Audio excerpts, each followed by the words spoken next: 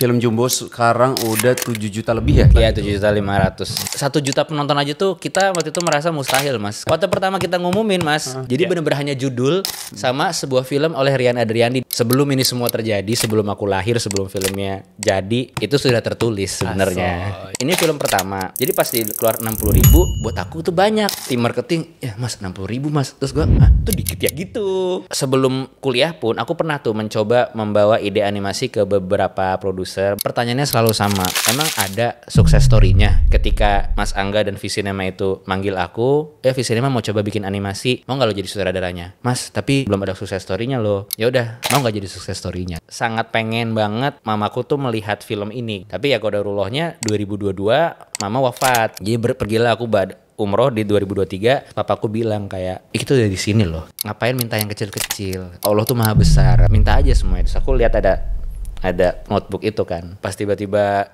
kena 1 juta penonton, kayak baru inget gitu. Tunggu dulu. Kayaknya ini pernah berdoa, pas baca nangis gitu kayak, ya Allah pernah nulis ini gitu. Secara matematika manusia Mas Wisnu gak make sense. Oh ini udah matematika Allah lah gitu. Ini mama aku yang pernah bercanda ya. Mama tuh selalu berdoa sama Allah supaya mama gak diabetes. Kenapa mah? Iya ntar kalau mama diabetes jadinya sugar di telapak kaki ibu.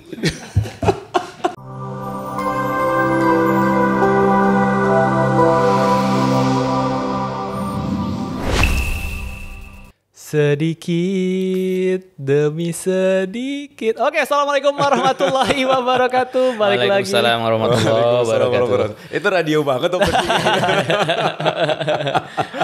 Balik lagi di podcast The Sungkar ya mas ya? The Sungkars and Friends. Ya. Gokil. Ini teman kita, Gilang. Bersama udah saya pernah Gilang. bareng kita. Yang pernah co-host kemarin. Masya Allah. Dan juga bersama owner podcast ini. Dan Ya, juga kita kedatangan salah satu abang-abangan saya di dunia stand up comedy. Rian Adriandi. Halo. Assalamualaikum warahmatullahi wabarakatuh. Waalaikumsalam. Tapi saya tidak menganggap kamu adik-adikan saya. Jadi tidak Diakuin dong. Jadi nggak bisa sepihak. Satu arah. Ya, Bang Rian ini adalah mungkin ini kan lintas circle yang siapa tahu penontonnya The Sungkars and Friends nggak tahu. Jadi aku bisa recap nih Mas Tewe. Langsung ya? Langsung recap. Oke, langsung Masya recap. Allah. Selesai habis ini ya? Udah, beres. Recap tuh di ujung lah. Iya. Recap tuh udah recap, selesai. maksudnya perjalanan. Oke. Bang Rian. Kasih depannya dong. Kasih Apa? depannya. Iya. Salah nih. Gak apa-apa. Jadi Bang Rian ini adalah juara 1 Suci 1 Kompas TV. Masya Allah. Stand up comedy Indonesia. Lucu nih, 1 beat dong. Aduh, kan suka gitu ngelempar ya kan. Gak bisa ditembak. Beliau langsung pernah waktu itu main di Malam Minggu Miko. Ya. Jadi malamnya kalau nggak salah.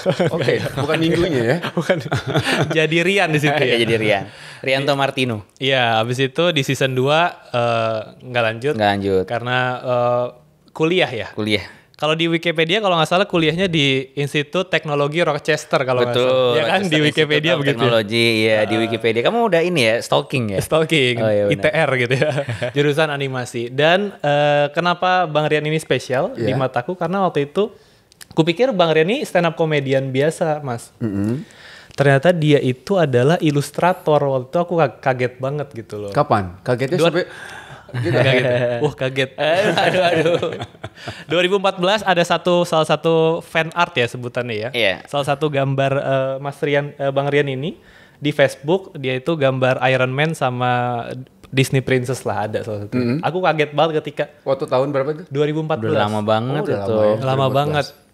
Juara suci waktu tahun 2011. 2011. Jadi aku kayak kebayang ya. maksudnya. jadi kaget banget.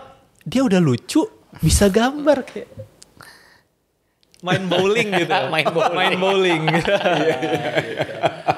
Dan sekarang singkat cerita jadi director dan writernya Film film animasi Jumbo, film animasi nomor 1 di Indonesia. Tepuk tangan dulu dong, gila, overproud banget. Aduh. Saya adalah buzzer Jumbo. Masya Allah. Nggak sampai saat ini memang jadi nomor 1 untuk film Ya, animasi ya. alhamdulillah. Iya, Waktu animasi itu untuk film tanpa animasi pun jadi 3 besar alhamdulillah. 3 Karena- besar.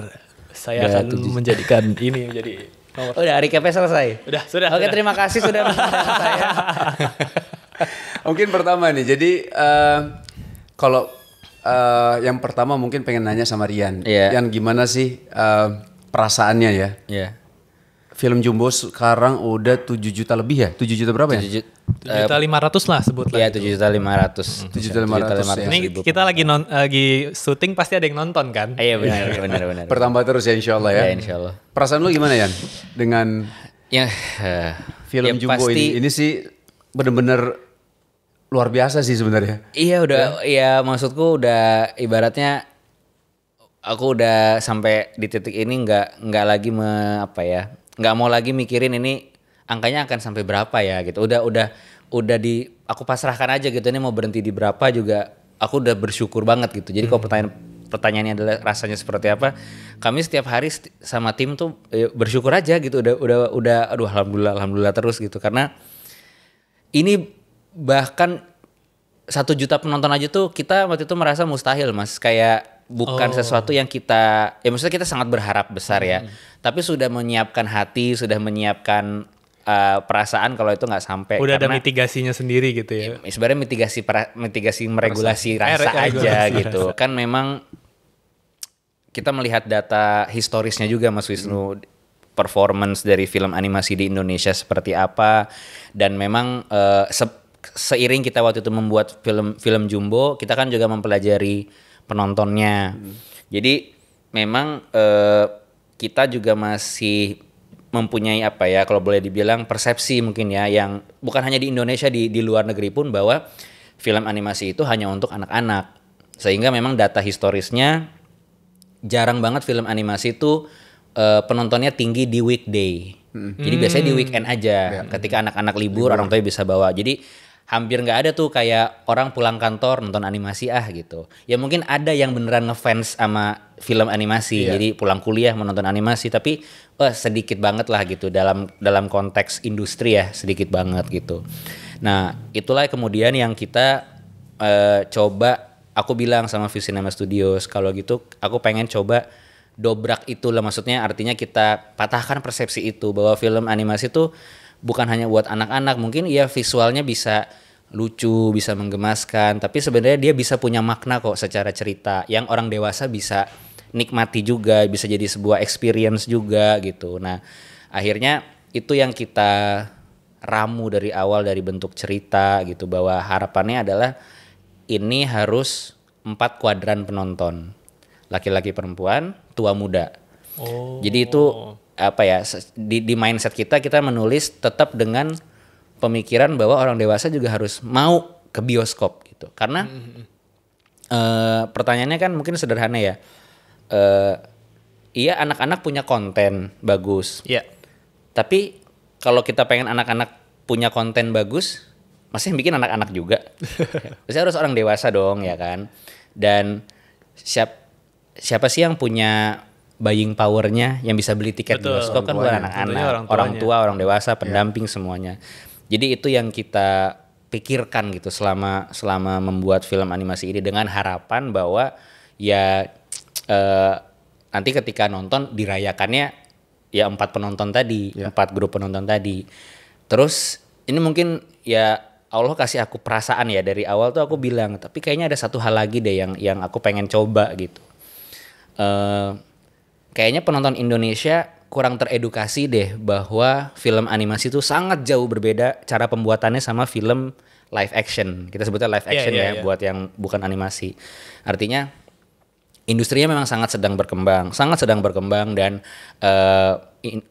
industri kreatif dari sisi film itu sangat menggiurkan untuk para pemodal, para PH. Dan sekarang menyenangkannya adalah karena kita juga banyak streaming platform yang mana mereka menghadirkan cerita-cerita original. Jadi film Indonesia tuh 10 tahun terakhir tuh sangat-sangat berkembang sebenarnya dari segi variasi genre, talent-talent baru itu banyak banget. Tapi kan masih live action. Kurang lebih siklus hidupnya itu produksi live action, katakanlah punya ide di Januari. Dia naruh modal, dia casting, nulis, produksi, promosi, ya rilis Juli. Artinya kurang lebih dari 6-7 bulan dia bisa panen balik investasinya dalam bentuk tiket. Oh bisa tuh ya sekitar bisa, kurang lebih segitu ya. Mungkin paling mentok setahun lah. Iya. Artinya kalau dia punya bisnis model seperti ini, PH yang cukup besar 1 tahun bisa ngeluarin 3 film, 4 film, mungkin yang ambisius ada yang sampai 8 film gitu. Dalam setahun. Dalam setahun. Sementara perbedaan paling mendasar dari animasi adalah animasi tidak terjadi di dunia nyata. Misalnya podcast The Sungkars ini ya. Aku sama tim kameramen kita berada dalam ruang yang sama. Yes. Artinya mereka hanya merekam. Yang dia pencet 1 detik, yang aku ngomong 1 detik, terekamlah jadi video 1 detik. Betul. Ya kan, tidak perlu ada pembuatan. Sementara animasi nol. Nihil. Semua harus dibuat, Mas Wisnu. Dan ini kan aku nggak tahu setting kameranya berapa, 24 fps. Ya mungkin ya, atau kalau TV 30 fps. Iya. Artinya kan 24 frame per second. Per second. Artinya tontonan podcast ini untuk menciptakan 1 detik tontonan, kameranya harus memutar 24 gambar. Betul. Nah, animasi tidak merekam, sehingga ketika aku membuat 1 detik tontonan animasi, aku harus membuat 24 gambar. Itu yang bikin lama. Yes. Nah, ketika 1 detik tadi benar ya 1 ya, detik 1 detik sama dengan untuk 24 gambar. Ya, 24 Jadi gambar kayak akan gini menjadikan nih, 1 Mas. detik. Gitu ya. Betul. Saya Nah, slow mo. aku bilang sama Visinema Studios, orang masih belum banyak yang punya knowledge ini. Ya. Aku mau ambil resiko dong, aku bilang. Boleh nggak? Walaupun aku tahu ini film akan memakan waktu yang lama produksinya, boleh nggak aku umumin di sosial media ke followerku, ke teman-temanku jauh-jauh tahun. Aku bilang dari 2002. Bukan jauh-jauh hari bahkan. Karena biasanya mungkin Mas Wisnu tahu gitu. Mau film mau rilis, intens marketingnya tuh biasanya 3 bulan, 4 Ya, bulan betul, sebelumnya. betul. Umumin cast, press-con, keluar poster, wah terus tayang. Jadi Red nggak terlalu carpet jauh ya, segala kan. macam. Pembicaraannya tuh conversationnya terus bergulir. Nah aku bilang aku mau ngumumin dari 2021 dong gitu. Ya secara marketing mereka nggak kejauhan Yan gitu. Filmnya bahkan belum dibikin. Tapi aku bilang nggak apa-apa. Aku pengen ngasih lihat bahwa ini berproses. Dan aku pengen followerku ikut prosesnya. Iya. Jadi kayak ibaratnya entah aku punya asumsi insya Allah itu menumbuhkan antisipasi, tapi juga menumbuhkan sense of belonging. Jadi mereka ikut Iya. dalam proses lahirnya Jumbo gitu. Sekaligus mengedukasi. Mengedukasi bahwa memang ini nggak sebentar untuk bikin betul, ini. ini nggak sebentar. Aku harus rekam suara dulu, aku harus desain dulu sketsanya dan seterusnya gitu. Dan itu sebenarnya yang aku sangat berharap. Insya Allah jangan-jangan hari pertama yang 60.000 itu termasuk Gilang ini adalah orang yang udah nunggu dari 2021 kan. Betul. Tadi dia cerita soalnya karena Iya. waktu pertama kita ngumumin Mas itu karena benar-benar belum dibuat kan. Jadi benar-benar hanya judul sama sebuah film oleh Rian Adriandi, diumuminnya seperti itu aja. Ini cuma logo deh. Cuma logo gitu. Nah, ya udah itu yang salah satu yang kita coba lakukan. Jadi kembali ke pertanyaannya sekarang perasaanku gimana? 7 juta ya nggak bisa diungkapkan gitu. Iya sih, Karena Insya Allah. waktu itu kita mengiranya adalah dengan kondisi seperti itu, data historisnya yang paling tinggi jumlah penontonnya adalah film Shizuki, Panitia Hari Akhir. Itu Aku lupa ya. 700 ribuan something Iya, lah ya. 700 ribuan. Artinya mungkin kue penontonnya segitu. Gitu kan. Dan itu pun kita berpatokan bahwa Shizuki adalah IP yang sudah kuat secara komik sebelum jadi film animasi gitu. Jadi kita ya sebenarnya sudah, kalau aku pribadi ya, tapi ya aku kan kalau sama tim pasti kita mempersiapkan apapun. Cuma kalau aku pribadi ya Mas ya, aku udah bilang bahwa sebelum ini semua terjadi, sebelum aku lahir, sebelum filmnya jadi, itu sudah tertulis sebenarnya, ya kan? Sudah tertulis, penontonnya berapa tuh udah. Jadi gua nggak mau pusingin gitu loh. Yang suka berapa, yang nggak suka berapa, itu udah tertulis kan. Sampai daun jatuh aja kan ya kan gitu kan. Jadi ya udahlah. Nah tapi pas dia tiba-tiba berubah jadi anomali ini yang aku nggak expect. Karena di hari pertama 60.000 kan. Yes. Dan aku tuh jujur ini film pertama. Jadi aku nggak tahu berapa tuh yang sedikit, berapa yang banyak. Jadi pas keluar 60.000, buat aku tuh banyak. Karena aku Google kapasitas GBK 7.800. Betul. Jadi kalau 60.000, Itu kayak berapa GBK gitu ya? ada Jumbo ada 9 GBK nih, rame, udah kayak konser gua gitu. Di kepala gua rame. Jadi gua udah tetap bersyukur gitu. Jadi gua seneng banget, wah rame banget nih nonton film gua gitu. Tapi jujur ya tim marketing, ya mas 60.000 mas. Terus gue, hah itu dikit ya gitu. Karena nggak tahu konteks kan, nggak tahu konteks itu tuh Aku dikit. tuh ini mas, salah satu yang mempertahankan dari hari pertama karena waktu itu saingannya kalau nggak salah ada salah satu film itu yang 200.000 gitu kan. Jadi pembandingnya tuh Nah, ya jauh itu juga salah satu yang bikin ya kita cukup wah ini challenge banget nih. Iya, challenging. Karena di pikiran kita gini, oke. Kalau gitu kita tentukan yuk kita rilisnya Lebaran. Dalam pikiran kita kan ini adalah momentum yang tepat karena kita mau menyasar dewasa, Keluarga. mau menyasar anak-anak. Kalau libur sekolah, anak-anaknya libur sekolah, orang tuanya masih kerja. Wah, libur apa ya yang orang tuanya libur, anaknya juga libur. Lebaran nih. Wah, majulah kita daftar Lebaran. Tidak akan ada film lain dong. Dengan percaya diri kan. Tiba-tiba, wah pas pengumuman tayang Lebaran, jebret 4 film. 4 film Indonesia jadi Dan total lumayan. 5 film. dan ya ada lumayan ini ya ibaratnya ada mungkin besar-besar secara mungkin fanbase atau ya berita gitu lah ya kurang lebih. Iya dan kalau kita membaca tren yang disukai 4 film ini semua punya elemen yang umum disukai. Iya, ada film mereka adegan. Betul, ada film adaptasi dari thread, ada film maksudnya semua tuh punya elemen yang bisa menggerakkan orang ke bioskop gitu. Oh iya juga. Iya kan? Iya betul. Karena menarik nih. Tapi ini baru satu pertanyaan, nggak apa-apa ya? Aku ceritanya. Nggak apa-apa. Karena ada insight menarik dan menurutku masuk akal. Jadi orang bilang bahwa sekarang kan kita udah punya tontonan streaming platform yang dia bisa tonton di sofa rumahnya, dia bisa tonton di HP-nya. Jadi ke bioskop tuh jadi rekreasi ekstra sebenarnya. Dia harus bayar bensin motor, harus bayar karcis parkir, harus beli makanan, minuman, Harus nunggu, beli tiket. iya, Nah, iya. jadi ketika dia melihat sebuah tontonan di bioskop, kalau di kepala dia, aku bisa nonton di HP di rumah, ngapain gue jauh-jauh ke bioskop?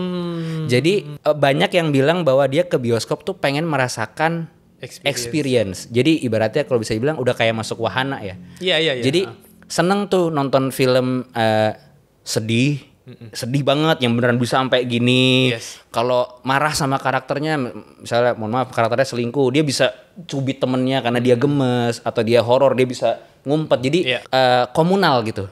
Rasanya tuh kolektif kayak seru, kayak nobar gitu. Iya. Kalau misalnya cuman film-film drama yang bentar pendek gitu, ya mending gue nonton di rumah, nggak capek-capek gitu kan. Jadi itu juga salah satu faktor yang bikin kita khawatir juga karena 4 film itu juga semua menawarkan experience gitu. Dan Masya Allah tadi dari awal nih, jadi nggak tahu ya, Rian memang mungkin sudah punya semacam ya tadi udah ada bahasanya literasi industri film sebenarnya udah kebayang sama Rian. Kebayang, Ya kan, artinya tadi kan ketika Rian ngomong soal proses untuk produksi aja selama ini untuk film yang yang bukan animasi gitu kan. Nah kalau animasi kan lebih dari itu. Betul. Nah itu satu poin pertama. Terus kedua terkait soal Rian bilang boleh nggak aku promoin dari awal. Iya. Aku tangkap ada 2 poin di situ. Yang pertama adalah Rian pengen promosi lebih panjang. Iya. Satu, sehingga terciptalah fanbase di awal. Betul. Seorang Rian yang sudah dikenal di Suci gitu ya. Terus akhirnya keikut ke bawah kemana nih arahnya gitu. Maksudnya tapi tahu orang mau bikin film gitu kan, film animasi. Tapi di satu sisi ini mungkin Rian juga pengen mengedukasi bahwa film animasi itu nggak sebentar. Betul. Kalau mau bikin film yang berkualitas ya berarti memang butuh waktu. Iya, betul. Gitu loh. Betul. Nah, ya alhamdulillahnya. Selain itu tadi penting tuh Gilang. Ketika bikin sesuatu, coba bikin film yang punya pesan. Iya. Atau apapun lah, bukan hanya film sebenarnya. Iya, betul. Karya apapun harus ada pesannya. Karena sayang aja kalau film itu nggak ada maknanya. Betul. Nggak ada pesannya. Sehingga ya jatuhnya hanya sebuah karya tanpa ada sesuatu yang bisa kita kalau misalnya Tangkep gitu. Bisa ditangkap dan bisa bawa pulang dan bisa diaplikasikan. Gitu loh. Nah makanya aku lihat dari tadi Rian bercerita tentang perjalanan yang 5 tahun yang lalu berarti ya? 5 tahun lalu. 5 tahun yang lalu sampai sekarang ya berarti itu memang kalau orang bilang kayak sebenarnya ini bagian dari strategi yang memang sudah dipersiapkan, nggak tahu juga ya. Iya, sebenarnya iya tapi rada-rada mencoba-coba Mas. Oh oke. Karena aku tahu yang tadi aku bilang ketika orang sangat terbiasa filmnya tuh hadir cepat dari dia pengumuman. Betul. Aku bilang ini pasti gue nanti akan ada resiko di mana gue ada orang yang udah hilang interest karena kelamaan nunggunya. Itu juga. Iya. Dan itu terjadi. Iya. Tapi aku bilang nggak apa-apa gitu, nggak apa-apa itu aku terima aja gitu karena kapan sih bang ini ngomongin mulu Jumbo. Itu terasa sih waktu aku buka Twitter tuh banyak yang kayak Iya gitu. kan, kayak Satu tahun? Tahun lalu atau tahun 2023 kalau nggak salah. 2023 tuh udah mulai kayak gitu, udah mulai kayak waktu Bang Rian tampil stand up di Stand Up Fest gitu-gitu ya mungkin di masa-masa itu juga kebaca tuh kapan sih Bang lu katanya mau rilis film gitu-gitu jadi nggak sih gitu. Jadi nggak sih gitu kan. Ini kapan pakai hashtag mulu Jumbo tapi tentang Jumbo apa? Apa sih, Bang? Tanggal tayangnya kapan gitu. Aku cuman kayak iya masih proses nih aku lagi di studio rekaman. Iya masih proses nih lagi gambar gitu. Jadi dan ya untungnya alhamdulillahnya ada juga yang tetap menanti gitu ya. Dan mungkin yang menanti itu yang akhirnya untungnya pas produknya jadi alhamdulillahnya mereka terpuaskan. Jadi jadi aku kayak membuat apa tuh namanya bola salju lah ya. Ya. Gitu. Tapi habis itu mereka menerimanya dengan baik juga gitu. Yan, kalau misalnya tadi terkait soal tadi menarik tuh ketika mau kita ikhtiar bagaimanapun, mau kita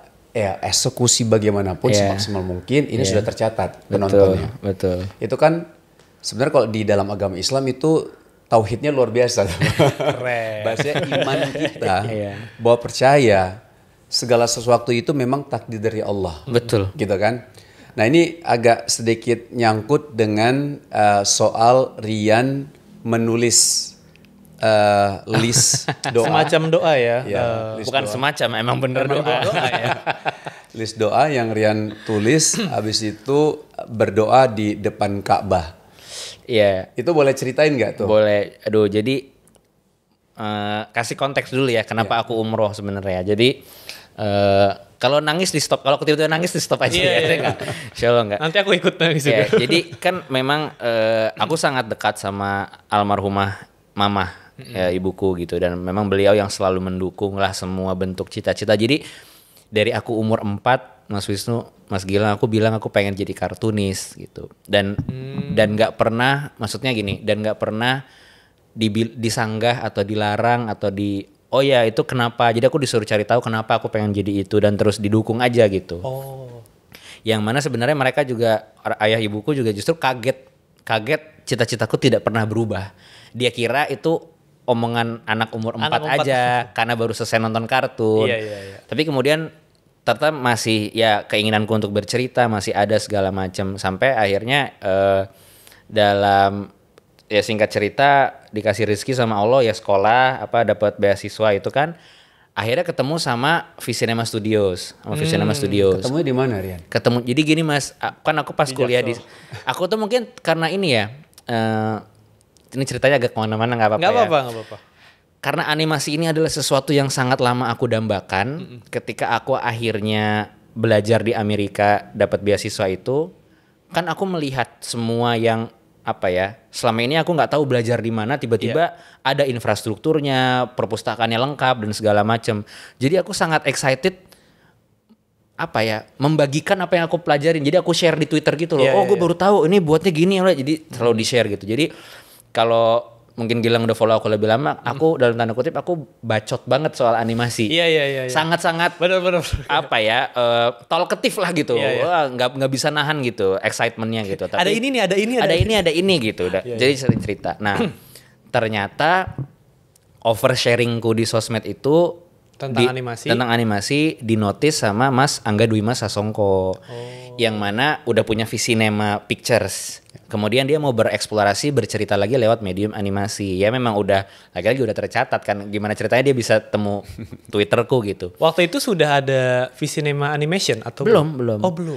Karena dia melihat itu dia ngontek aku. Jadi gini, ini lucu banget ya. Dia lucu banget. Jadi dia panggil lah gitu. Dia pas aku udah lulus dipanggil, dia bilang kita mau coba bikin film animasi gitu. Mau nggak nyutradarain gitu. masa tidak mau gitu kan dalam pikiranku kan. Tapi yang menariknya adalah aku kaget karena gini, sebelum kuliah pun aku pernah tuh mencoba membawa ide animasi ke beberapa produser, beberapa PH, tapi ya dengan menjelaskan tadi waktunya lebih lama. Pertanyaannya selalu sama dari para produser itu ya gitu. Tapi aku tidak menyalahkan, maksudnya wajar mereka bertanya seperti sangat itu. Logis. Iya, pertanyaannya adalah, lama sekali. Emang ada sukses story-nya yang seperti ini gitu kan. Mereka juga akan mempertaruhkan kapital kan. Jadi emang ada sukses story-nya gitu. Ya belum sih gitu ya, gak jadi. Nah, ketika Mas Angga dan Visinema itu manggil aku, Visinema mau coba bikin animasi, mau gak lo jadi sutradaranya? Mas, tapi gini dan belum ada sukses story-nya lo. Ya udah, mau gak jadi sukses story-nya gitu. Keren. Jadi aku langsung kayak, ya Allah gitu. Kayak ada apa ya boleh bilang nekat ya kalau boleh ya. Bilang mereka yang nekat kan sebenarnya. Nah, lalu aku bilang, ini nyambungin cerita ke umroh kok, tenang, nyambung ke umroh.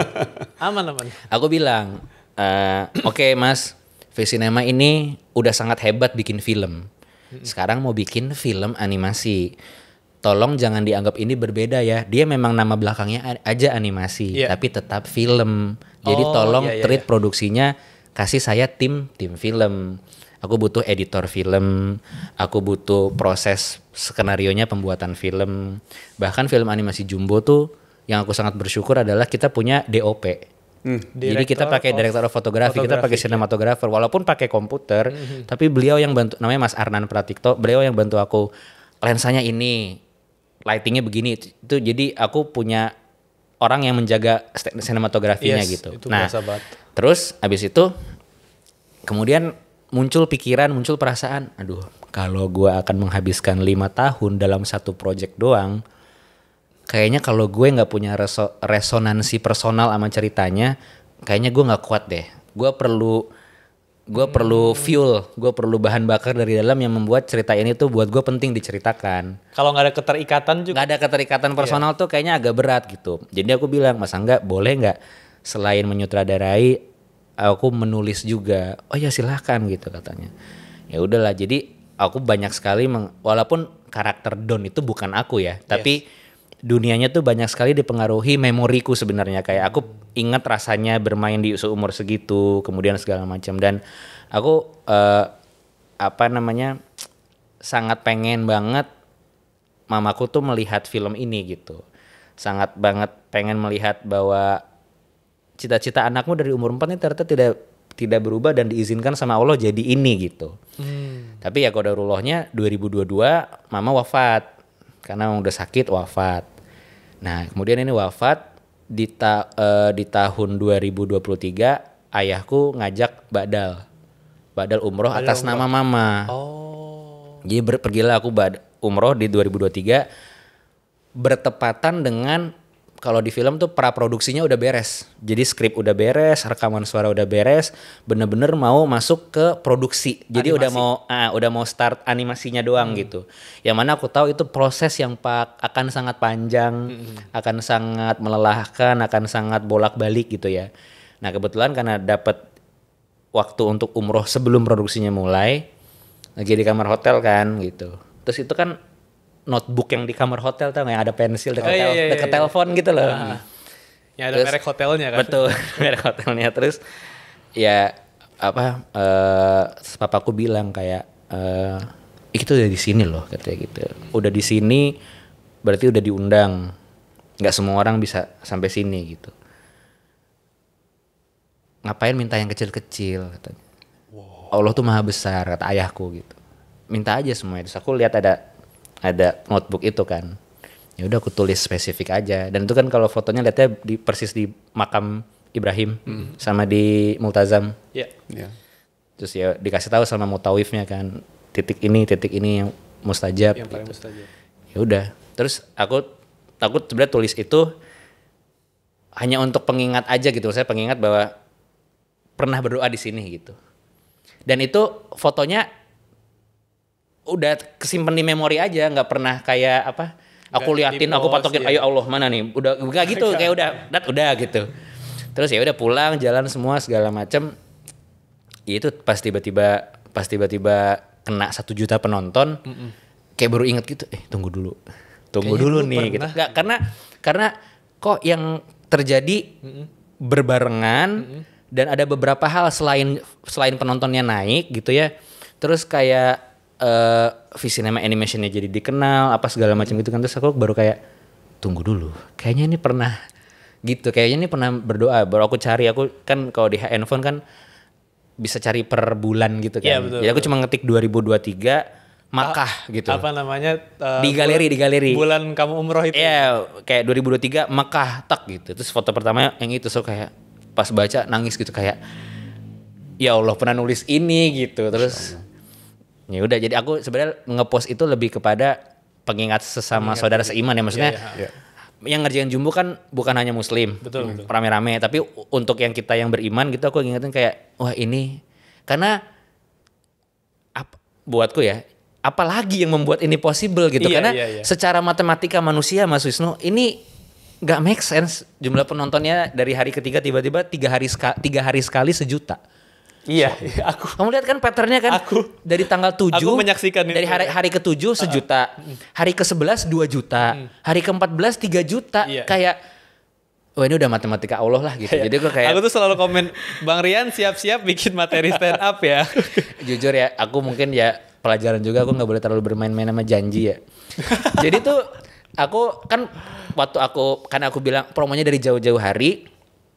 Udah banyak tuh teman-teman komika yang ngajak ke podcast. Teman-teman komika banyak punya podcast kan. Tapi kan rata-rata memang mereka sesama komika. Jadi setiap ke podcast aku ditanya, Bang Rian kapan stand up lagi? Bang Rian kapan stand up lagi? Ya dong Bang, spesial lagi gitu kan. Kangen nih gitu kan. Ya masih ngerjain Jumbo gitu. Nyemplos aja. Ya udah deh, gue bikin deh stand up comedy spesial. Gue nazar deh kalau 4 juta penonton. Asal ngomong karena di kepala aku nggak mungkin ini 4 juta penonton. Nggak mungkin. Jadi kayak buang body gitu loh. Daripada gue disuruh stand up, udah lu bikin 4 juta penonton dulu deh gitu. Terus sekarang diledekin terus kan udah sampai mana Bang materinya? Sampai mana open mic-nya gitu. Ini kalau 8 juta penonton berarti 2 spesial bagaimana? Enggak begitu ngitungnya, gila ini bukan beli sayur. Tapi ya itu sih kalau cerita apa doa itu ya apa ya, Masya Allah. Magicnya dari situ ya. Rian, mungkin sebelum jauh kita nanti ngomong soal film juga, ini cukup penasaran sih sama hidup kecil lo tuh kayak gimana sih Yan? Maksudnya tadi kan bilang dekat sama nyokap ya, dekat sama nyokap. Terus tadi kita sebelum kita mulai kita sedikit ngobrol lah, kan saya tanya sama Rian gitu ya, maksudnya Yan, lo dulu suka ini gak sih gambar? Iya suka dari kecil. Suka baca komik gak? Iya suka.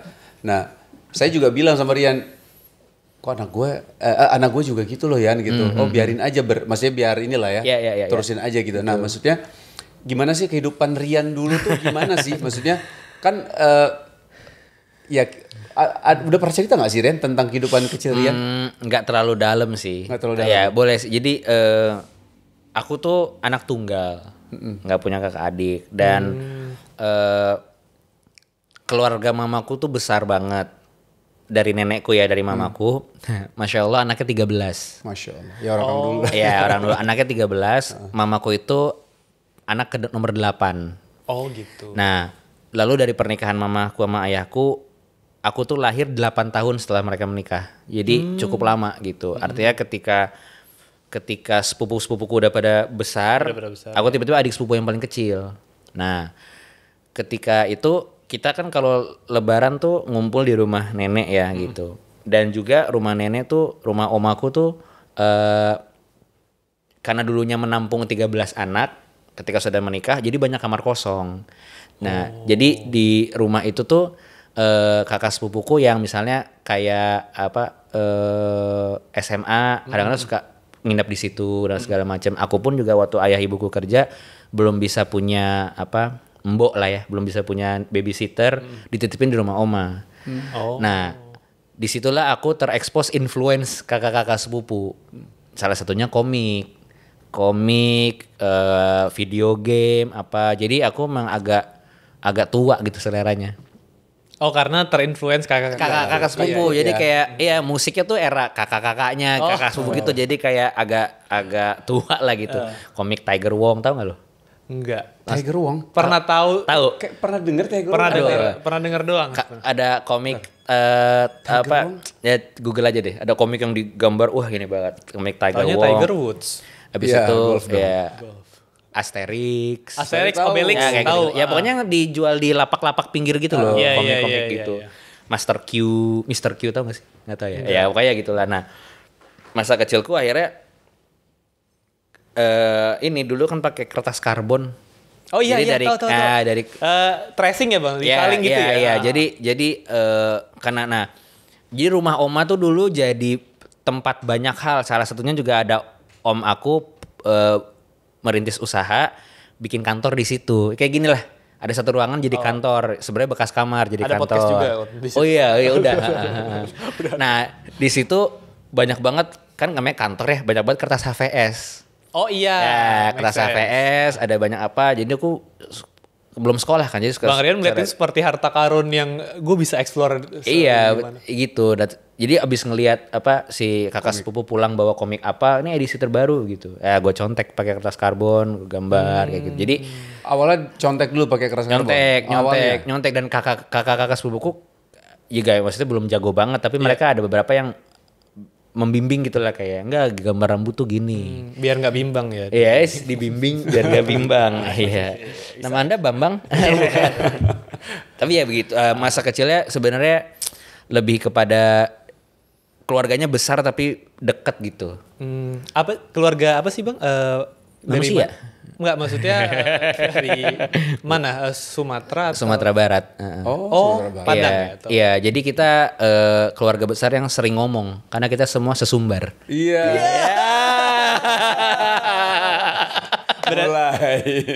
Berarti orang sabar ya kan, karena nggak gampang tersulut. Wah, Sulawesi Utara. Ayo Mas Teo satu lagi. Bentar, gue harus mikir kalian enak stand up. Benar.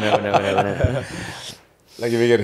Jadi karena walaupun cucunya oma tuh banyak, tapi karena kita ngumpul di rumah oma, jadi kita semua tuh kayak pertolongan Allah, dekat. Iya. Jadi keren ya. Enggak sebenarnya gue lihat komedi show. Iya. Sorry, rumah oma tuh maksudnya di Padang atau memang rumah oma di Jakarta? Oh, di Jakarta ya. Di Jakarta. Ya, jadi masa kecilku sebenarnya aku sangat beruntung sih menurutku. Aku masa kecil yang apa ya? Yang ya terpenuhi lah gitu. Rian, kalau misalnya sekarang, kalau dulu nggak tahu ya, gue mikirnya kalau misal dulu itu ketika ingin menjadi seorang animator kayak masih hal yang cukup asing gitu ya. Iya. Terus pengen jadi komikus kayak komikus gitu misalnya gitu kan. Tapi kalau sekarang kan ya dengan industri yang semakin berkembang, teknologi semakin berkembang, orang sih kayak misalnya anak gue aja ketika bilang kamu mau jadi apa nak? Aku mau jadi astronot tapi juga komikus gitu kan. Nah komikus, oke. Udah kebayang nanti komikus mungkin jadi animator juga bisa gitu kan. Dia juga bilang aku animator juga pengen nih. Kalau ketika lihat film-film kayak yang ada ya animasi Indonesia gitu ya. Dia pengen. Nah kalau dulu itu apa perasaan orang tua gitu? Maksudnya Rian udah bilang nggak kalau misalnya udah aku pengen jadi ini gitu? Bilang dari umur 4 itu bilang gitu. Dan ya itu dia, aku bersyukurnya mama papaku lebih kayak itu apa, terus kayak ya udah kamu cari tahu lah gitu, itu tuh gimana belajarnya dan bisa jadi apa gitu. Karena ya itu aku bersyukurnya tidak ada penolakan sih mas, tidak ada kayak ngapain gitu, nggak ada sama sekali gitu. Lebih kayak ya buka aja interest sebesar-besarnya, ntar siapa tahu kamu nemu bidang lain kan, suka ternyata kita nggak tahu kan, tiba-tiba umur 6 kamu suka olahraga atau kamu suka memasak atau kamu suka TikTok, belum TikTok ada ya, ada. Tiba-tiba juara suci. Kok bisa kayak gitu ya, tiba-tiba pengaruh komik sangat besar ya kayaknya ya? Kayaknya pengaruh komik sangat besar, jadi dan ketika kita tuh dulu suka bukan rental laserdisc dulu tuh. Iya, ada. Jadi nonton kartun gitu, dan itu lagi-lagi dari sepupu-sepupuku nonton di rumah oma gitu, dan suka diputar berulang-ulang gitu. Karena gini, ada part di mana kakak-kakak sepupu itu kan udah sekolah, jadi ada PR. anak-anak SMP, anak-anak SD mereka punya PR. Oh mereka. Nah ketika lagi ngumpul di rumah oma tuh aku pengennya ngajak main kan. Iya, tapi mereka tuh kayak aduh lagi ada tugas. Tapi jadi mereka gak bisa ngajak aku main, aku masih balita gitu. Akhirnya aku ditaruh di satu kamar diputerin kartun gitu loh. Diputerin kartun biar aku anteng. Mereka ngerjain tugas gitu kan. Nah kebayang ya. Nah entah gimana karena itu diputar berulang-ulang dialognya tuh nyangkut di aku gitu. Aku tuh bisa tipe yang nonton film tuh hafal dialog gitu mas. Iya. Film yang hafal dialog gitu. Nah kemudian itu mungkin ya jatuhnya aku nggak tahu ya apakah itu sebuah berkah apa gimana. Tapi kadang-kadang ketika ke bawah nih ke sekolah ke SD gitu, aku bertemu sebuah situasi nggak tahu gimana, otomatis responnya tuh respon dialog film gitu. Oh, ngerti. Jadi ada bank data dari kayak dialog film di otak Bang Rian. Tiba-tiba kalau situasinya pas, aku ngomong kayak, itu gitu. Kalau sekarang tuh formatnya kayak kita tuh ngelempar meme apapun yang kayak gitu. Tapi waktu itu belum dalam format bisa ngeposting sesuatu, jadi langsung. Jadi kayak aku inget banget apa kayak keluar dari kelas gitu kan salam sama guru gitu kayak semuanya kayak kan ngantri suruh keluar salam jadi kayak assalamualaikum pas aku hasta la vista baby gitu. Jadi film Die Hard gitu. Terlalu jauh. Iya agak jauh sih. Mana kan iya. dulu era aku pasti Mas Yusuf tahu dulu ada yang namanya layar emas, tahu nggak di TV. Layar emas di TV. Jadi nonton film tuh dulu setelah berita seputar Indonesia jam 7, setengah 8 tuh film. TVRI atau? Enggak, RCTI. Oh, RCTI. Film. Terus kan kalau sekarang film ada 3 babak. Act 1, Act 2, Act 3. Iya, betul. Dulu tayangnya Act 1, Act 2, habis itu berita malam dulu. Ya. Act 3. Habis itu setengah 10 Act 3. Iya, jadi klimaksnya serunya berantemnya tuh ntar setelah dunia dalam berita. Iya. Gitu. Ada begitu ya? Seputar Indonesia yang malam ya? Apa tuh ya? Seputar Indonesia jam 7, benar. Seputar Indonesia setengah jam. Terus setengah 8 mulai sampai jam 9 itu X1 X2. Iya. Jam 9 sampai setengah 10 dunia dalam berita namanya. Kok bisa ngejeda act-nya ya maksudnya? Gue baru nyadar sekarang dulu formatnya gitu. Wow. Nah terus ke Mas Yusuf tadi ya maksudnya sekarang cross disciplinary sangat possible kalau anak Mas mau jadi animator dan astronot mah. Sekarang apa sih pekerjaan yang enggak crossing antara pekerjaan, maksudnya antara ilmu semuanya kayaknya gitu deh. Apa namanya dui fungsi gitu ya. Iya. Ustadz sama stand up comedian jadi satu sekarang. Tapi ada astronot sama lagi di sana apa yang kita kerjain hari ini 10 tahun yang lalu nggak kepikiran Mas. Oh betul. Oh iya. Iya kan? Betul. Anak Mas umur berapa sekarang? 11. Udah 10 tahun lagi ntar tiba-tiba ada pekerjaan yang juga kita nggak kebayang gitu. Ada pekerjaan. Nih. Waktu kecil nasihat orang tua kita adalah jangan masuk mobil kalau yang nyetir orangnya kamu nggak kenal. Sekarang lewat aplikasi gua manggil orang yang gua nggak kenal buat gua masuk mobilnya. Iya. Bener nggak? Gue geli banget soal pemikiran itu tapi bener. Iya dong. Iya. Iya dong. Kita nggak pernah tahu ntar kedepannya akan ada apa. Kita dulu nggak pernah mikir loh akan ada pizza. Makanan, packagingnya kotak, dimasaknya bulat, dimakannya segitiga. Ya pernah kepikir kan? Man, I love this. Gimana tuh ntar 10 tahun lagi? Jadi Adam namanya? Adam. Semangat Adam. Sebentar ya, nanti bisa. Jadi dia akan menganimasikan Tata Surya. Oh iya. Dari berhubungan ya? Iya, dari shuttle roket gitu. Malah bisa jadi mungkin Adam bisa jadi pionir bagaimana Tata Surya itu divisualisasikan kepada orang-orang awam gitu. Bisa jadi Mas. Iya, apalagi sekarang kan YouTube ya, YouTube channel itu kita bisa ngelihat beberapa banyak nggak tahu ya Adam dapat nggak tahu ya mungkin metode dia tuh visual tuh bisa kencang banget masuk ke dia tuh. Iya. Ketika nonton YouTube channel kan ada beberapa kayak misalnya Rico promo dikit ya. Kayak misal kok bisa sih? Oh iya. Terus alam semenit kalau ada YouTube hewan gitu-gitu ya. Terus calon sarjana gitu. Ada beberapa lah gitu ya. Cuma maksudnya itu edukasi yang simple tapi Kak Adam tuh nempel gitu loh. Kadang-kadang dia bicara sesuatu tentang alam semesta yang jujur aku juga nggak tahu gitu Bang. Iya.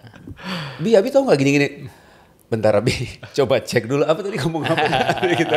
Tapi memang Masya Allah ya plus minus dari dari perkembangan teknologi lah ya. Betul. Nah, cuman yang tadi Rian sampaikan ini cukup bikin semangat gua nih ya, dan termasuk mungkin orang tua bahwa jangan pernah mematikan mimpi anak.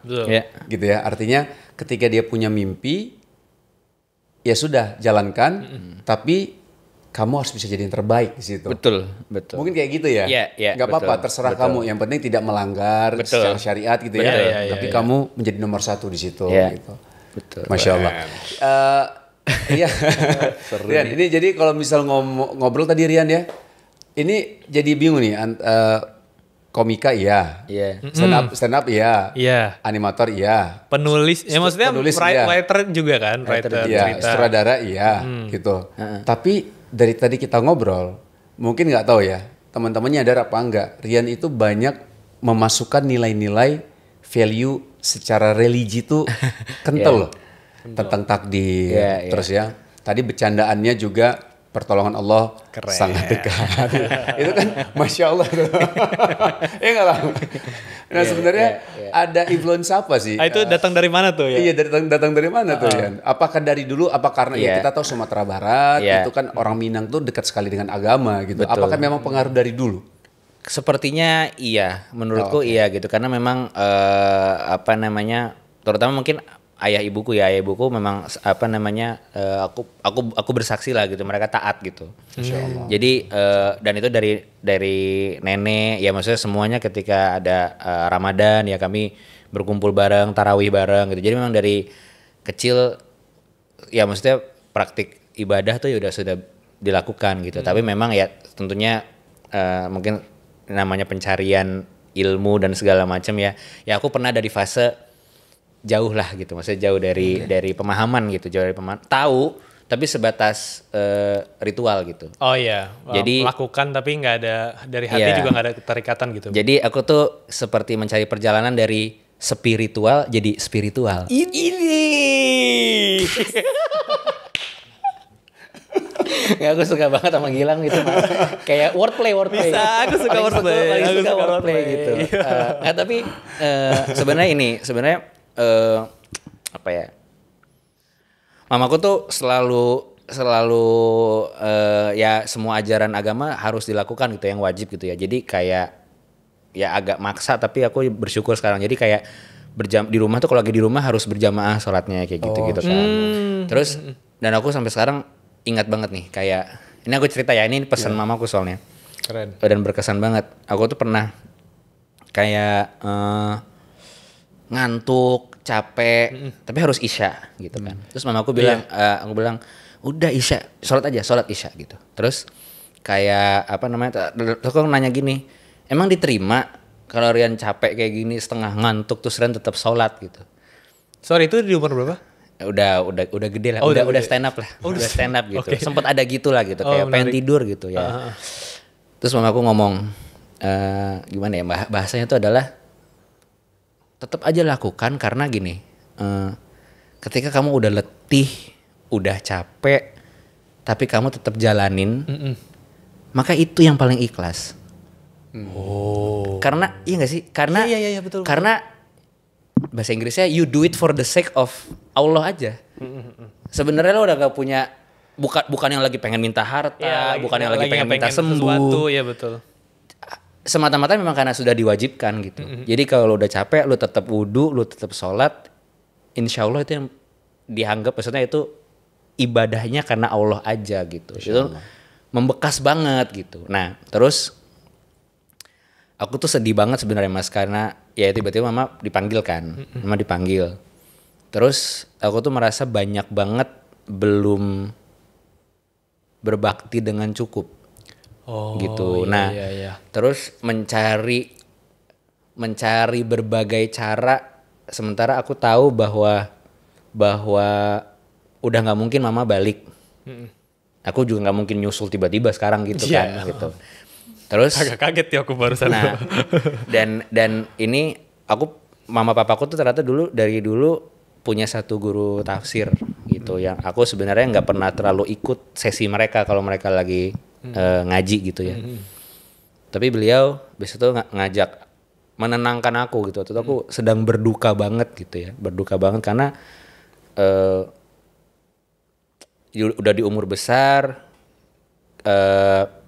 aku baru 1 tahun menikah, terus kayak apa namanya ya filmnya lagi dikerjain, aku sangat pengen beliau hadir dan segala macam, tiba-tiba ya dipanggil Allah gitu.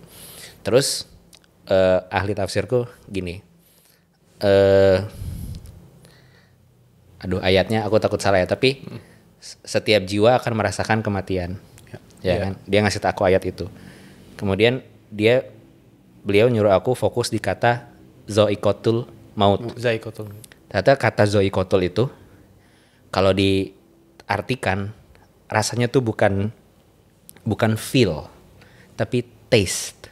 Jadi di bahasa Inggris dia tuh taste, mencicipi kematian. Semua jiwa pasti akan mencicipi kematian. Terus dia ngasih aku permen, aku ingat banget permen relaksa gitu. Permen kan. Kau makan deh. Ini benar kejadian ya? Iya. Cara dia tuh menurutku, aku main bowling aku. Keren. dia ngasih permen. Itu Pak Ustadz Daud namanya. Permen, oke. Coba taste ini. Rasa cicipi gitu. Makan kan. Rasanya apa? Manis Ustadz, bilang gitu. Tahu nggak kenapa kamu bisa bilang permen itu manis? Kenapa? Karena setelah melewati titik mencicipi itu, kamu masih hidup. Jadi kamu bisa berkesimpulan, oh permen tadi manis. Karena aku masih hidup dan aku bisa bilang bahwa aku sudah mencicipi permen itu manis. Jadi kalau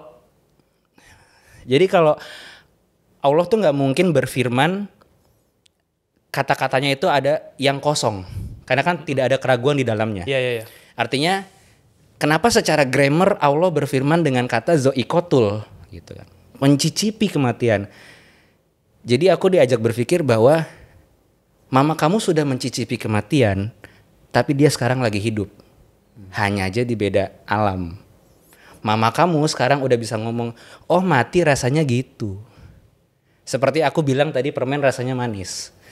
Jadi di situ main bowling gitu. Aku kayak ya Allah gitu. Dari situ aku mungkin itu caranya ya nggak tahu ya. Mamaku tuh mamaku merasa aku tuh pernah jauh dari agama gitu. Dan papaku akhirnya cerita gitu. Papaku cerita bahwa mama tuh selalu minta aku dideketin lagi sama agama, gitu. Karena aku anak cuma 1. Mama tuh pengen banget ada yang doain dia kalau dia meninggal dan segala macam. Terus kemarin aku kan sama Mas Wisnu kebetulan ke event yang sama kan. Dan di situ disampaikan bahwa ketika lu mencintai sesuatu justru lu akan diuji di hal yang lu cintai itu gitu. Jadi mungkin apa ya, cara Allah ya, aku mungkin berkesimpulan bisa aja salah ya, tapi mungkin pengabulan doa mama yang minta ke Allah aku dekat ke agama adalah dengan wafatnya beliau gitu. Bisa ya kan maksudnya, karena kesana. Karena setelah itu, setelah Ustadz Daud ngasih perumpamaan permen itu, terus aku bilang, jadi aku sekarang masih bisa berbakti sama mama gitu. Masih bisa Rian katanya gitu. Masih bisa gitu, yang semua kan terputus awalnya buat mama, semua nggak ada kecuali kalau mama pernah punya amal jariah.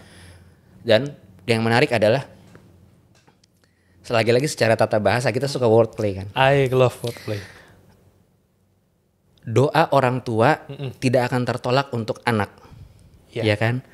Tapi doa untuk orang tua adalah doa anak yang soleh. Ada predikatnya. Bukan sembarang anak. Orang tua ibaratnya ya, orang tua mau kayak apa dia doain anaknya diijabah. Tapi untuk orang tua, anak yang soleh. Jadi kalau gue nggak soleh, doa gue nggak nyampe ya ke orang tua gue gitu. Jadi gue akhirnya muncul rasa oke, demi mama, karena gue nggak bisa secara metafisika udah nggak bisa ngebayangin dia lagi di mana. Gue nggak bisa beliin dia makanan, gue nggak bisa check outin dia Shopee sekarang gitu. Yang bisa ya nganterin doa. Sementara ada kata itu, ada syarat itu, ada syarat harus soleh gitu. Ya udah kayak this is for nyokap sebenarnya. Jadi gue baru kayak ya udah papa, apa yang selama ini papa udah pelajarin kasih tahu lagi ke Rian, ingetin lagi apa yang wajib, apa yang sunnah apa, karena gue nyesel sebenarnya. Gue nyesel banget gitu. Nyesel banget kalau dulu tuh sama nyokap. Ya dia dengan sebegitunya ngingetin terus ya gitu ya. Tapi ya qadarullah lah gitu. Masya Allah. Pantesan nangis dikit nih, gue juga ini bang. Udah agak bergetar suara tuh. Iya tapi ya itu sih yang kata Zoe Kotul itu membuka banyak banget buatku. Oke, ada dari Gilang? Iya, aku tuh tahu fakta kalau ketika suci ya bang ya, mamanya Bang Rian tuh selalu datang kalau nggak salah ya. Setiap episode lang. Setiap episode. Jadi kan 13 minggu ya. 13 minggu terus dia datang terus dan selalu ya karena kan kebutuhan TV ya di shoot terus gitu. Ngerti. Terus apa ya? Selalu zikir juga kan maksudnya. Kalau tahu? Gue pernah ngomong ya ke siapa ya cerita ya. Maksudnya kayaknya itu udah tersebar sih maksudnya. Jadi nyokap gue bilang kan dia tiap nonton tuh cuman berdoa aja di kursi penonton tuh doa nih anak gue juara ya Allah anakku. Ya Allah jika jika ini rezeki anakku buatlah ia menang gitu. Jadi kayak kalau gue mau ikut suci caranya harus gitu juga. Iya betul. Maksudnya mustajab itu. iya gitu. Ibu nanti ibu di sini. Pengen tolong. Gue juga sering tuh, Mah ini lagi ada suatu hal nih, tolong doain. Dan tolong nangis Mah. Kalau nggak bisa, tolong paksain nangis. Kan jadi doa ibu itu udah mustajab, apalagi doa ibu yang bahasanya berderai-derai air mata gitu. Iya. Jadi bahasanya, karena nyokap ketawa juga. Gitu. Betul. Apa sih Nu gitu kan. Dicubit biar nangis. Doanya pakai bawang. Aku juga kayak gitu, Mas Tewe. Salah satunya juga ini, ketika anakku lahir, aku tuh ngerasa bersalah banget sama ibuku kan. Aduh, ini konyol banget sih memang ceritanya. Ketika anakku lahir, aku tuh kayak ngelihat istriku tuh udah kayak lemah gitu kan. Kayak gue mau pokoknya ibu gue dateng, kan waktu itu ibu di rumah kan, maksudnya ngedoain juga gitu, nggak bisa hadir. Pokoknya ibu gue dateng, gue pengen sujud, cium kaki dia. Ibu gue datang pakai baju rumbai bangga ya. Nyala nggak jadi gue sujud. Baju rumbai apa sih? Maksudnya baju yang terlalu bling gitu loh. Manik-manik gitu ya. Manik-manik Bu. Gak bisa tuh. Ya memang perasaan itu tuh gue selalu mengambil pelajaran dari mungkin orang-orang yang mungkin secara ini ibunya sudah wafat kayak lo kayak aduh. Gue harus nanti gue pulang harus mungkin telepon ibu gue lagi kayak. Telepon. Tapi dari kisahnya Rian ini memang bahwa bahasanya apa namanya ya, mungkin fondasi kita itu soal agama ya, itu kuat sekali kalau kita memang bisa mengajarkannya dari kecil ya Rian ya. Iya. Dari kecil walaupun bahasanya sempat kita futur lah, bahasanya jauh dari agama, jauh dari Allah gitu. Tapi akan ke-recall lagi, tetap kebayang lagi ketika kita punya core memory. Iya, punya memori-memori dulu gitu loh. Betul. Nah, itu aku mungkin share sedikit lagi ya. Jadi berbicara soal influence itu memang karena aku melihat praktiknya di rumah. Oke, iya. Jadi bukan hanya jadi bukan cuman Rian sholat gitu. Enggak. Ya aku ngelihat terus papaku sholat. Aku ngelihat mamaku ya bangun sahur terus mama puasa apa? Ini namanya puasa Senin, ini puasa Kamis, ini puasa Daud. Jadi ya, di kepalaku lewat aja gitu. Ya kan. Tapi habis itu ya disuruh hafalin surat, kan di sekolah ya disuruh hafalin surat pendek. Hafal ya juz 30 kan harus dites apa, terus zikir setelah sholat apa gitu.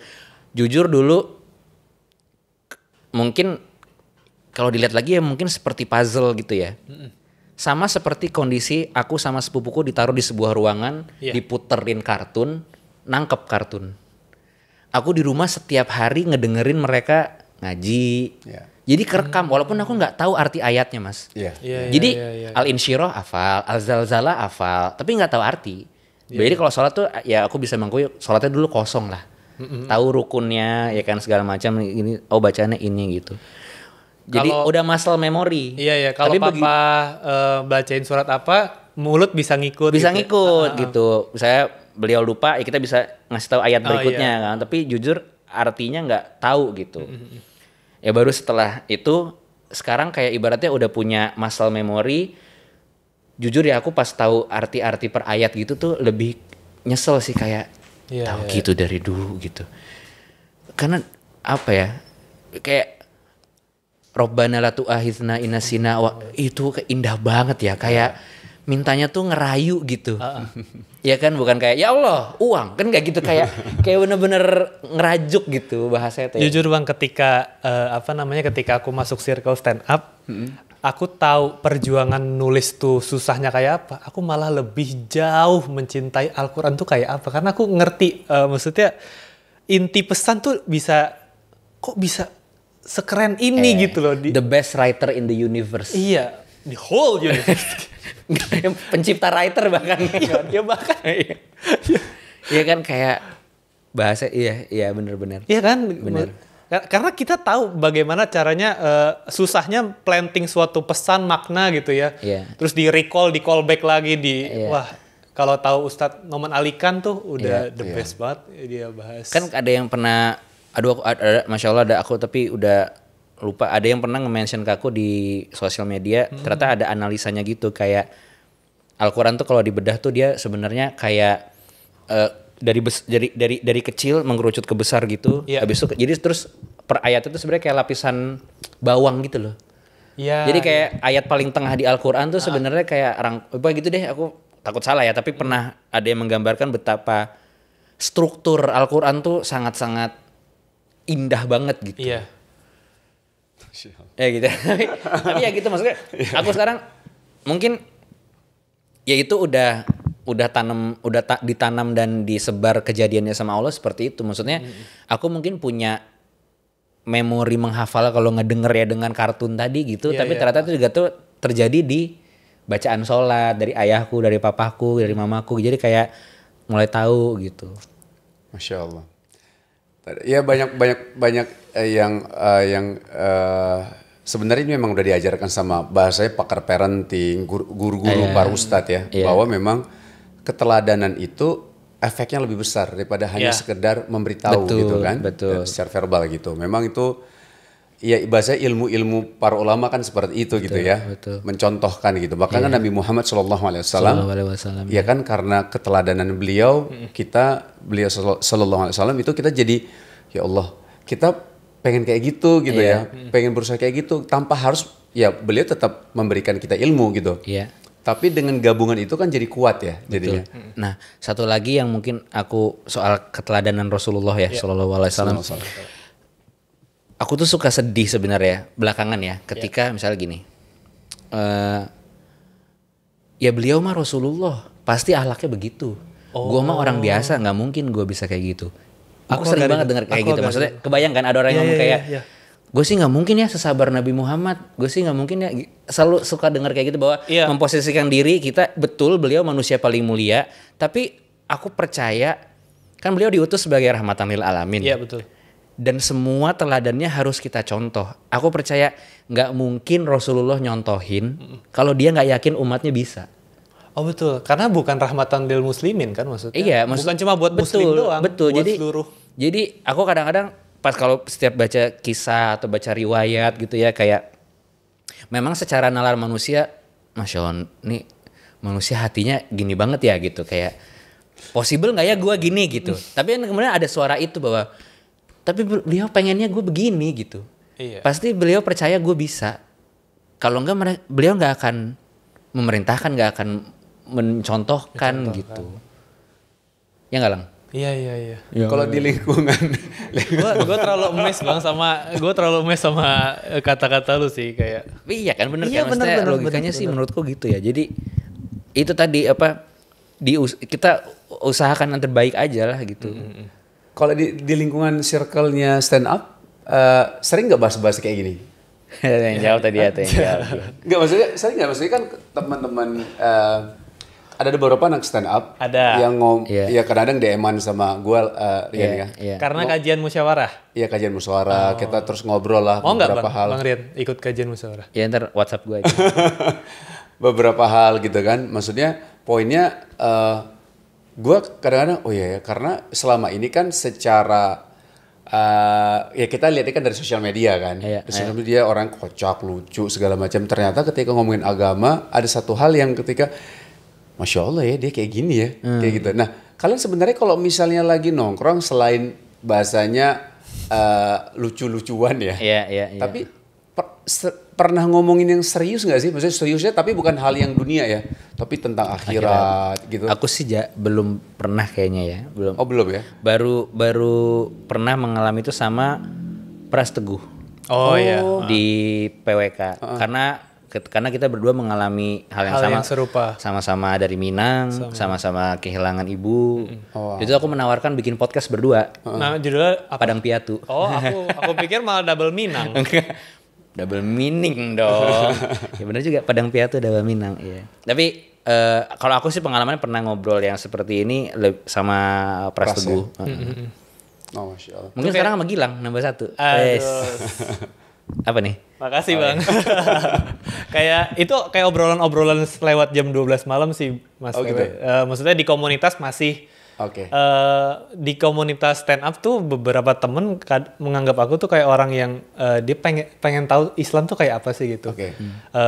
Dia teman-teman tuh nanya ta'aruf tuh kayak apa gitu-gitu tuh ada sih. Ya memang obrolan setelah open mic sih kurang lebih. Tak kenal maka ta'aruf. Iya. Bercandaan ini banget ya. Ada tau ya, tadi aku ngobrol sama Bang Rian tuh pernah di-tag sama salah satu followers. Battle antara Rian Adrian. Oh iya udah lama itu. Gimana tadi bunyinya? Jadi ada yang pernah bilang bahasa Inggris gitu Mas, kayak kan Mas Wisnu ini suka banget main plesetan. Ya kan? Terus ada yang bilang, kalau Rian Adriandi battle plesetan lawan Tengku Wisnu bakal gila nih gitu. Waduh. Bakal gilang nih. Terus aku reply, "Hah? Lawan Mas Wisnu? Aduh, aku mah sungkan." Karena Shiren sungkan. Aku suka. Terus katanya baru kita membalas tadi tuh. Oh ini mah berarti artinya Mas Rian menerima tantangannya katanya gitu. Challenge accepted. Enggak lah Mas, jangan Mas. Tapi kalau aduh mau tambahin tapi nggak lucu nih pasti. Mas, justru semakin tidak lucu semakin lucu Mas. Iya. Gitu. Itu anti jokes ya Bang kalau gitu. Itu anti jokes ya. Iya. Aku bersyukur ini mamaku yang pernah bercanda ya, mamaku yang pernah bercanda gitu. Kenapa? Orangnya udah nggak ada tapi joke-nya masih ada di sini. Mamaku pernah bilang gini, Mama tuh selalu berdoa sama Allah supaya Mama nggak diabetes. Kenapa Ma? Iya ntar kalau Mama diabetes jadinya sugar di telapak kaki ibu. Confirm ya, ini boleh diketawain karena aduh lucu banget ya Allah. Terus Mama kayak hahaha gitu. Aduh, bercandaan gue itu lucu. Bercandaan gue kayak ke Shiren juga gitu kadang-kadang kan. Aduh kamu kayaknya aku nggak boleh bahasanya aku nggak usah tambahin lagi deh gula di teh ini. Kenapa? Ya karena kamu kan istriku. Loh kenapa? Kamu kan Shiren sugar. Aduh. Oke, udah cukup. Cukup. Nah, terus Rian ini kita udah 9:30. Udah lewat loh. Oke, dikit lagi. Rian, ini kan lulus S2 animasi di luar gitu. Ada purpose nggak, tujuan apa gitu ketika pulang ke Indonesia? Gue harus kayak gini nih, gue harus ngembangin ini nih. Ada nggak kayak gitu? Pada saat itu iya, aku pengen film animasi itu bisa jadi variasi tontonan, bisa diterima sama masyarakat dan orang jadi tahu ada film animasi ya dan Indonesia bisa bikin kok yang bagus gitu, yang dibikinnya tuh dengan dipikirin, proper, diperhatiin, lebih kayak gitu sih. Dan aku pengen apa yang aku lakukan di Jumbo tuh memercik cita-cita baru dari anak-anak yang sekarang lagi nonton gitu. Iya. Karena itu kan yang terjadi pada diriku. Aku nonton film animasi, tiba-tiba umur 4 aku pengen terbuka gitu, kayak pengen jadi animator meskipun belum tahu gimana caranya, tapi ya aku nggak tahu ya, mudah-mudahan insyaallah dari 7 juta orang itu paling nggak adalah 100 gitu yang nanti aku pengen lagi bikin film seperti ini.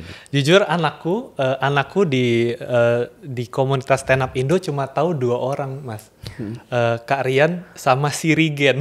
Ini gara-gara arisan. Jadi anakku kan nonton Bang Rian ini bikin namanya Domikado Mas. Oke. Domikado itu puppet show ya sebutannya. Kayak Sesame Street. Kayak Sesame Street jalan sesama gitu-gitu. Anakku selalu nonton setiap hari Jumat. Dan itu selalu jadi kalau ada Bang Rian itu siapa dek? Aku pura-pura nggak tahu. Ini Kak Rian namanya. Sama satu lagi tontonannya adalah ini apa namanya Arisan. Juga ada Bang Rigen di situ kan. Rigen iya tahu. Iya. Anakku, ini kenapa si Rigen selalu kayak gitu, Baba gitu. Jadi cuma tahu dua orang dari stand up Indo, salah satunya Bang Rian dan Bang Rigen gitu. Taunya juga jomplang banget gitu. Enggak jomplang kan sama-sama juara suci. Iya. Keren juga deh. Rigen juara suci. Iya betul. Dan maksudnya adalah lewat pengenalan kayak gitu pasti selalu ada anak-anak yang kayak Bang Rian zaman dulu pengen jadi kayak Bang Rian yang sekarang. Iya, aku harapannya itu sih. Harapannya ya pokoknya semua berkah yang diberikan kepada Jumbo ini ya melahirkan Jumbo-Jumbo baru gitu. Iya bahkan doaku adalah kalau bisa nih agar kau selalu kalau bisa ada film bahkan yang bisa dalam tanda kutip ngalahin Jumbo di ya harus dong. Harus biar harus lebih industrinya tuh sehat kan gitu ya. Betul. Kalau disuruh pilih tetap di dunia atau industri animasi atau stand up comedy. Wah, kalau anaknya aja boleh astronot sama animator, masa saya nggak boleh dua-dua? Aku sebenarnya sangat suka bercerita, Mas. Gitu. Mediumnya mau apapun, ya aku mau coba gitu bercerita lewat stand up kan sebenarnya bercerita, animasi juga bercerita gitu dan mungkin ini juga pelajaran terbesar buat aku ternyata tidak ada ilmu yang sia-sia tuh nggak ada. Jadi walaupun aku SMA tuh pernah mikir gini, ngapain sih gue belajar matematika, ngapain gue belajar fisika, orang gue pengen bikin kartun. Masya Allah ternyata ngaruh banget, animasi tuh banyak banget hitungannya. Maksudnya Iya, ngerti. Ya kalau aku pengen bikin Don itu larinya terasa realistis sebagai anak gemuk, ya aku harus tahu masa dia berapa, segala macam. Jadi, berpengaruh ya gitu. Jadi ya mau menurutku, walaupun aku sempat belok ke stand up dulu, malam minggu dan itu tuh semua menurutku yang membentuk aku hari ini tuh yaitu pengalaman stand up, pengalaman malam minggu Miko karena malam minggu Miko itu bisa aku bilang aku sekolah film gratis. Aku cast. Tapi gue kan selalu ngelihat dong proses kan. Aku ngelihat Radit nulis gimana. Pada dasarnya Bang Radit udah duluan ya masuk ke industri itu. Betul. Dan Radit kan dia acting tapi dia yang ngedirect. Iya. Jadi aku paham gitu dia mau dia blocking di mana, lighting settingnya kayak apa dan walaupun formatnya pendek, tapi kan aku jadi tahu kayak apa ya scheduling apa segala macam. Jadi kayak beneran sekolah. Ya learning by being gitu loh, ngeliatin gitu, observing. Udah langsung di situnya ya. Iya. Pertanyaanku selanjutnya ini mungkin lebih ke ini sih, kan 2021 aku menyesal. Aku pribadi aku menyesal karena aku tidak bisa menonton Nusa. Waktu itu Nusa itu dari kerjasamanya masih Little Giant sama Visinema ya kalau nggak salah Bang. Kalau sekarang kalau nggak salah kabarnya Nusa udah dibeli sama Visinema ya atau gimana? Udah jadi bagian dari Visinema Studios. Udah dari bagian IP-nya iya. Apakah bakal ada Nusa 2? Ada di Bali. Aduh. Iya juga ya. Nusa 2. Iya benar. Emang mancing ke situ ya? Iya. Tadi udah janjian. Insya Allah ada. Insya Allah kita tentu kita akan kembangkan cerita Nusa, Rara, Anta, Uma, Aba itu kan sangat luas sekali potensinya gitu untuk bercerita dan menyampaikan pesan kebaikan. Rian bisa jadi direkturnya juga mungkin ya kali nanti. Ya Insya Allah bisa. Ya gak tau juga ya, maksudnya ntar jatuhnya ke siapa. Terus kalau untuk Jumbo, ada gak Jumbo 2? Harapannya ada Mas Wisnu pengennya. Karena ternyata ya setelah sekarang begitu diterima dengan baik, ternyata pada banyak banget yang suka sama karakter-karakternya. Dan ya dunia kampungnya, bagaimana Oma masa kecilnya seperti apa, itu banyak banget yang penasaran gitu. Jadi materialnya banyak banget untuk dikulik gitu. Aku tuh nge-sip panitia datar sama Bang Acil tau kayak mereka klop banget. Tapi ini emang spiritnya juga ngelawak sih di pekerjaan Jumbo. Jadi kan setiap hari tuh aku kan setiap hari akan ada review shot dari animator kirim gitu. Rame-rame sama animator. Setiap kali yang dikirim adalah adegan Oma.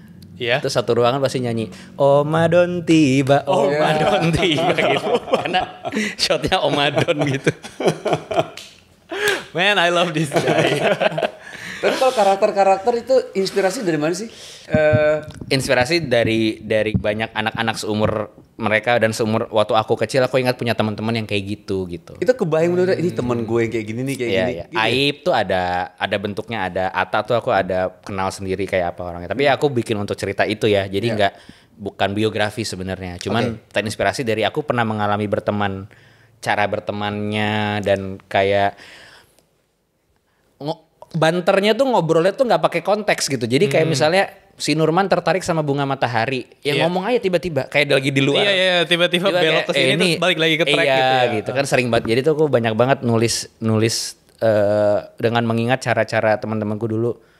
Kasti lagi yuk, teriak gitu. Kayak itu tuh aku masih ingat rasanya gitu. Berarti bisa dibilang Bang Rian tuh nangkep persona dari ini ya, masing-masing apa yang Bang Rian tangkep dulu gitu kan. Iya, aku kayak sponge digabungin kayaknya. gitu. Iya, kayak sponge gitu.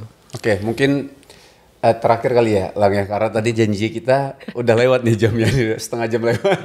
Mungkin terakhir pesan mungkin ya dari dari Rian untuk dunia industri animasi, dan mungkin sedikit semangat untuk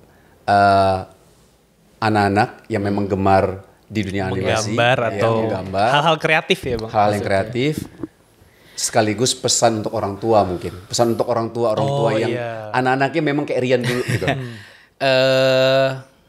Apa ya?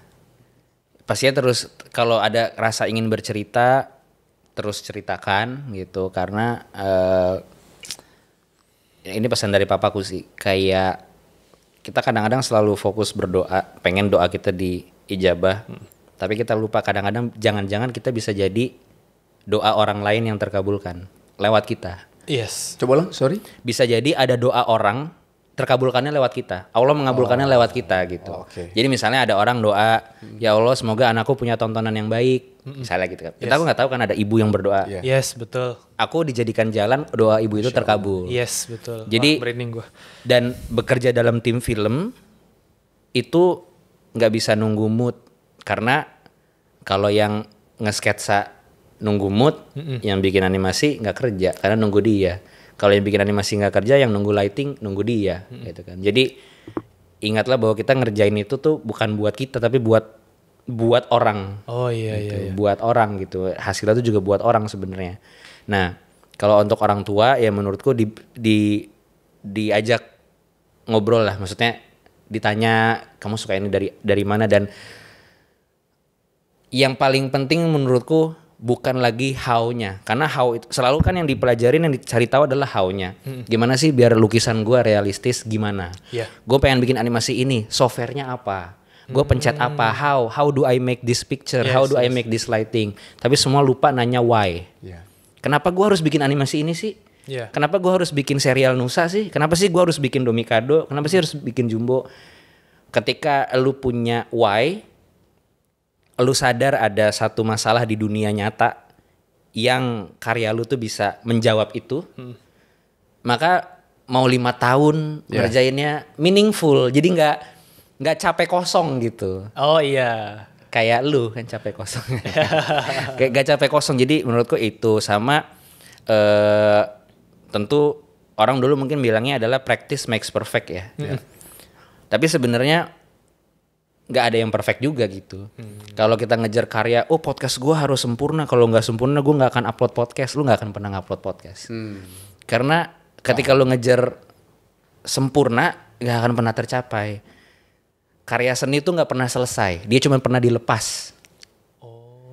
Gue kalau mau ngerjain Jumbo nunggu sempurna, menurut gue 20 tahun juga nggak kelar. Iyalah. Menurut gue ya. Tapi kalau pas Panji bilang bikin aja dulu, perbaikin di tempat di karya berikutnya. Betul. Kan. Karena itu make sense banget kenapa kita hari ini aja sama kita kemarin tuh pasti ada bedanya.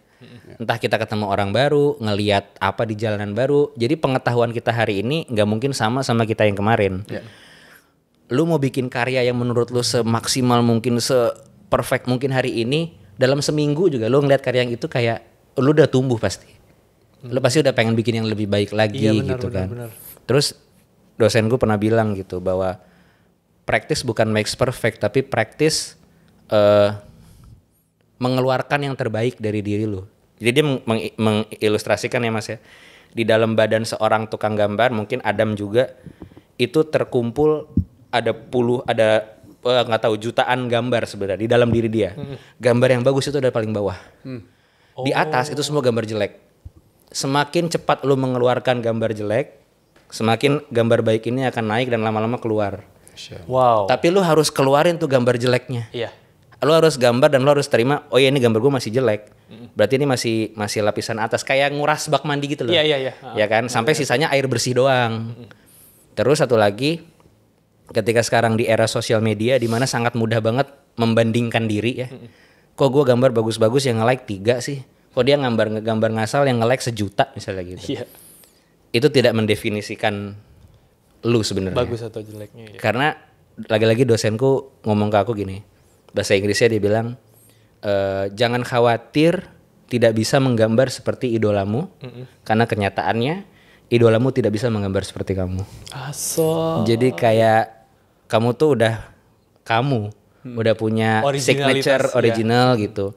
Dan kemarin ada sutradara yang baru aja meninggal, sutradara Hollywood, David Lynch. Dia bilang every story has been told. Semua cerita tuh udah pernah diceritain, mau dari buku, film, sinetron, udah pernah. Cerita selingkuh, persahabatan, petualangan, anak ibu, udah pernah diceritain. Tapi belum sama kamu. Wow, keren ya. Gue kayak pas itu bener juga ya gitu. Kenapa cerita, ya usah film Bollywood banyak banget, semua kan nari di belakang pohon, semua. Tapi terus dibikin gitu, karena emang belum lewat sutradara ini, belum lewat penulis ini, jadi jangan khawatir, pasti selalu akan ada ilham dan dapat inspirasi gitu. Kita kan seperti apa katanya, poci teh ya, teapot gitu ya. Apa yang kita masukin ya itu yang keluar. Gitu. Jadi semangat aja buat semua orang tua dan anak-anak yang berkarya sama ya lagi-lagi. Dia ke agama lagi nggak apa-apa ya? Nggak apa-apa. Aku tuh Pak Daud lagi-lagi yang mengajarkan aku memberikan ilustrasi. Bentar Bang, aku pengen dikenal sama Pak Daud. Ada di Cinere. Allah tidak menciptakan jin dan manusia kecuali untuk beribadah. Ibadah pertama yang pasti akan dihisap adalah sholat. Wajib. Saking wajibnya, mau lulus sampai lumpuh di dalam kasur pun, kalau lu masih bisa isyarat pakai mata, tetap harus sholat. Sholat tidak sah kalau tidak baca Al-Fatihah. Al-Fatihah itu depannya puji-pujian, persaksian, doanya cuma satu di tengah. Ihdinas siratal mustaqim. Jadi kalau lu peres funnelnya, berarti tujuan Allah menciptakan lu adalah untuk lu minta kepada Allah ditunjukkan jalan yang lurus. Kayak dagingnya tuh itu gitu. Ya udah. Ya Allah, bakatku adalah Engkau memberikan aku bakat hamba tertarik berdansa. Ihdinas siratal mustaqim. Aku punya talent menggambar, ihdinas siratal mustaqim. Udah itu aja, minta lurus. Jadi mau kerja ihdinas siratal mustaqim, mau masak ihdinas siratal mustaqim, menurutku itu. Masya Allah. Dalam ya. Ini Pak Daud kapan nih? Pak Ustadz Daud ya. Masya Allah. Rian, thank you banget ya. Terima kasih Mas Wisnu. Thank you banget. Sama Mas siapa? Bisa gitu ya, udah satu jam. Thank you. Mudah-mudahan Jumbo sukses terus dan ini udah 7,5 juta penonton. Aku yakin pasti lewat 10 juta mah lewat. Insya Allah ya. Masih ada ya. 10. Insya Allah. Dan mudah-mudahan pesan kebaikan itu bisa tersebar ke semuanya, bukan hanya kepada anak-anak. Amin. Jadi memberikan inspirasi kepada anak-anak, tapi juga orang tua. Amin. Bahwa bukti cinta sayang orang tua ke anak tuh membuat anak itu terngiang-ngiang ke orang tuanya. Betul. Gitu ya. Betul. Berkah insya Allah. Insya Allah, amin. Sebelum tutup, Riko mau ada ini film nggak? Sutradara ini kan. Coba dimatiin dulu kameranya. Terjadi deal-dealan. Iya, bisa dibicarakan. Aku mau jadi penulis dong. Thank you semuanya. Assalamualaikum warahmatullahi wabarakatuh. Assalamualaikum warahmatullahi wabarakatuh.